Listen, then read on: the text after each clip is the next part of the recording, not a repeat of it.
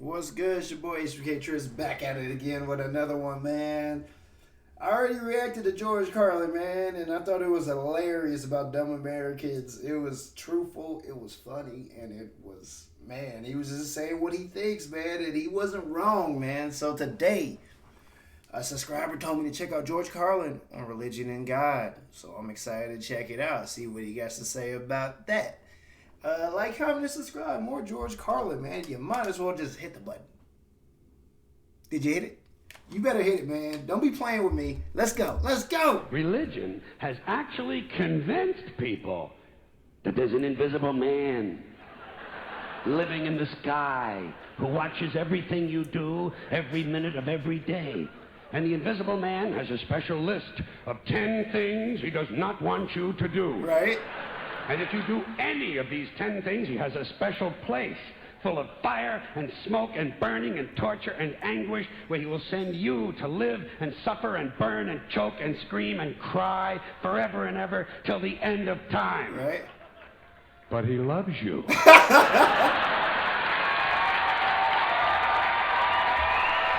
My man George Carlin is not lying about that.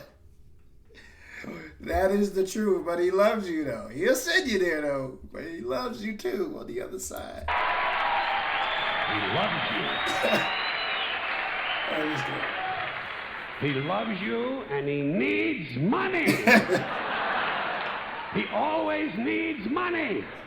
He's all powerful, all perfect, all knowing, and all wise. Right. Somehow, just can't handle money.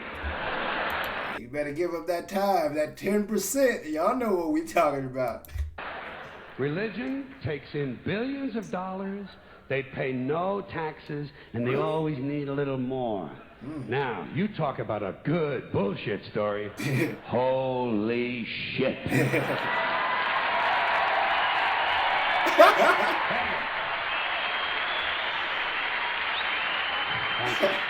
But look how big the stage is. Look how big the crowd. thank you very much. But I want you to know something. This is sincere. I want you to know, when it comes to believing in God, I really tried. I really tried. I tried to believe that there is a God who created each of us in his own image and likeness, loves us very much, and keeps a close eye on things.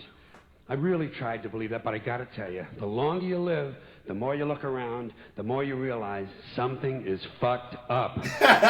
Something is wrong here. War, disease, death, destruction, hunger, filth, poverty, torture, crime, corruption, and the ice capades. What do you got against the ice capades, man? But he not lying. He not lying, man. Earth is definitely the space ghetto, man. If there's another planets out there, this is the ghetto right here, boy. Let me tell you something, bruh. He is not lying about all of those lists he just named, bruh. That's crazy. Something is definitely wrong. This is not good work. If this is the best God can do, I am not impressed. Results like these do not belong on the resume of a supreme being. This is the kind of shit you'd expect from an office temp with a bad attitude. And just between you and me, in any decently run universe, this guy would have been out on his all-powerful ass a long time ago. And by the way, I say this guy because I firmly believe, looking at these results, that if there is a God, it has to be a man. No woman could or would ever fuck things up like this.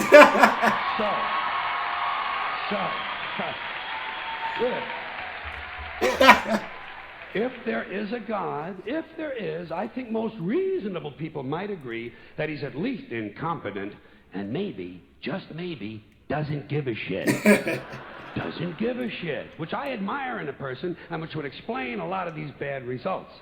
So rather than be just another mindless religious robot, mindlessly and aimlessly and blindly believing that all of this is in the hands of some spooky, incompetent father figure who doesn't give a shit, I decided to look around for something else to worship, something I could really count on. And immediately, I thought of the sun. Happened like that. The sun? Overnight, I became a sun worshiper.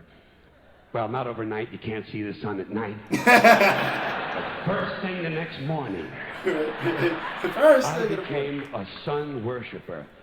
Several reasons. First of all, I can see the sun. Okay? Yeah. Unlike some other gods I could mention, I can actually see the sun. I'm Right. big on that. If I can see something, I don't know, kind of helps the credibility along, you know? So every day I can see the sun as it gives me everything I need: heat, light, food, flowers in the park, reflections on the lake, Right. an occasional skin cancer, but at least there are no crucifixions, and we're not setting people on fire simply because they don't agree with us. Sun worship is fairly simple. There's no mystery, no miracles, no pageantry, no one asks for money, there are no songs to learn, and we don't have a special building where we all gather once a week to compare clothing. No, you not lying, man. If I know y'all know about that Sunday's Best, man. They ain't coming to hear nothing. They just coming to show off that drip, showing off the clothes and stuff, man. He's not wrong.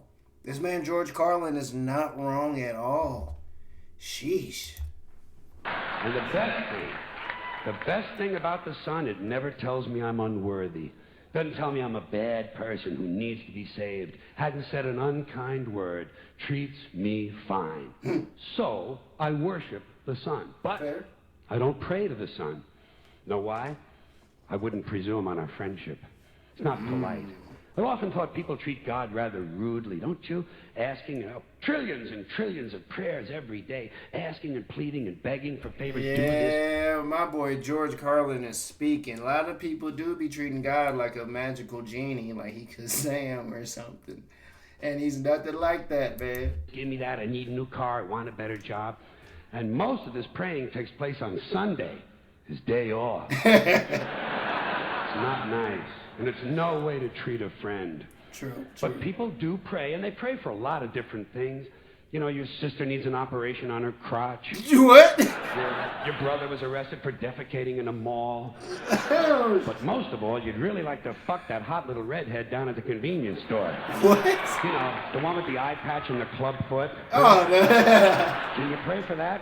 I think you'd have to. I think you should. And I say, fine, pray for anything you want. Pray for anything. But what about the divine plan? Remember that? The divine plan. Long time ago, God made a divine plan. Gave it a lot of thought, decided it was a good plan, put it into practice. Right. And for billions and billions of years, the divine plan has been doing just fine.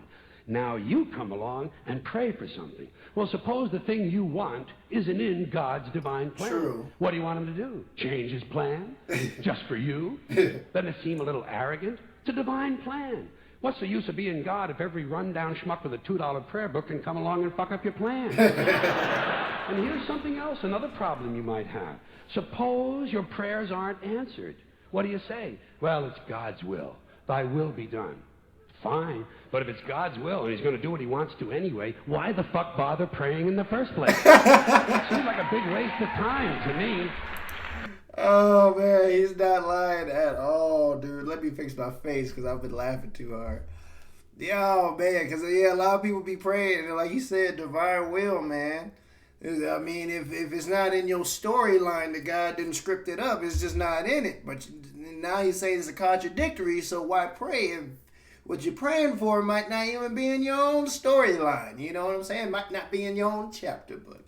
He is not lying, because, I mean, if I could pray for 100,000 subscribers, which I hope I get, but if that's not in my storyline got written out for me, it's just not his. You know what I'm saying? So, my boy George Carlin, he is speaking.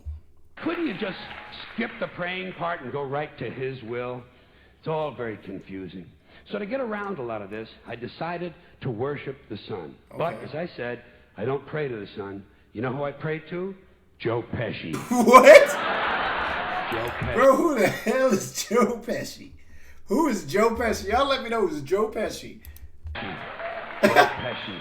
Two reasons. First of all, right. I think he's a good actor, okay? Oh, he's an actor. To me, that counts. Second, he looks like a guy who can get things done. Joe Pesci doesn't fuck around. Doesn't fuck around.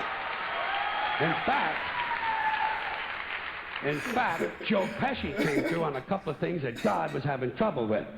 For years, I asked God to do something about my noisy neighbor with the barking dog. Joe Pesci straightened that cocksucker out with one visit. It's amazing what you can accomplish with a simple baseball bat. Okay, so I've been Joe. praying to Joe for about a year now. And I noticed something. I noticed that all the prayers I used to offer to God and all the prayers I now offer to Joe Pesci Joe are being Pesci. answered at about the same 50% rate. Half the time I get what I want, half the time I don't. Same as God. Dang, man, I need a Joe Pesci in my life. If y'all got a Joe Pesci, man, you're blessed. I need a Joe Pesci. If you got a Joe Pesci, link me in with a Joe Pesci. ASAP, I need some things handled. 50-50. Right. Same as the four-leaf clover and the horseshoe, the wishing well and the rabbit's foot. Same as the mojo man. Same as the voodoo lady who tells you your fortune by squeezing the goat's testicles. It's all the same, 50-50. So just pick your superstition, sit back, make a wish, and enjoy yourself. And for those of you who look to the Bible for moral lessons and literary qualities, I might suggest a couple of other stories for you. All right. You might want to look at The Three Little Pigs. That's a good one. Has a nice, happy ending. I'm sure you'll like that. Then there's Little Red Riding Hood, although it does have that X-rated part where the big bad wolf actually eats the grandmother, which I didn't care for, by the way. And finally, I've often always drawn a great deal of moral comfort from Humpty Dumpty. The part I like the best, all the king's horses and all the king's men couldn't put Humpty Dumpty back together again. Nope. That's because there is no Humpty Dumpty and there is no God. Sheesh! None, not one, no God, never was. In fact, I'm gonna put it this way. If there is a God, may he strike this audience dead. See, nothing happened. Nothing happened. Everybody's okay. I swore he was about to say himself. Golly, this man said, not me though, but y'all.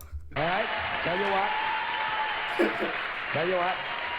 I'll raise the stakes. I'll raise the stakes a little bit. If there is a God, may he strike me dead. See, nothing happened. Oh, wait, got a little cramp in my leg. And my balls hurt. Plus, I'm blind.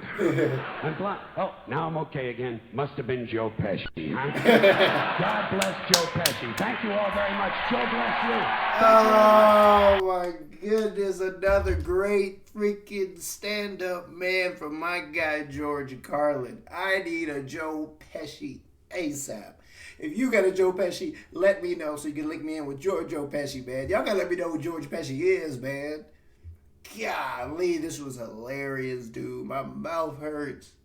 My mouth hurts from laughing too much, man. But the cool thing about his comedy is he's hilarious, but he's not lying. And he's also showing you his views. It's like these people are just sitting on the lounge chair. Like the crowd is his therapist, and he's just getting off his thoughts. And his thoughts ain't all the way off, man. Shoot, man. I mean, he wasn't lying in anything he said, man. I think America or the world kind of corrupted religion a little bit, man. We might all need a Joe Pesci, man. I need a Joe Pesci, man. Like, comment, and subscribe, man. For sure, more George Carlin coming through.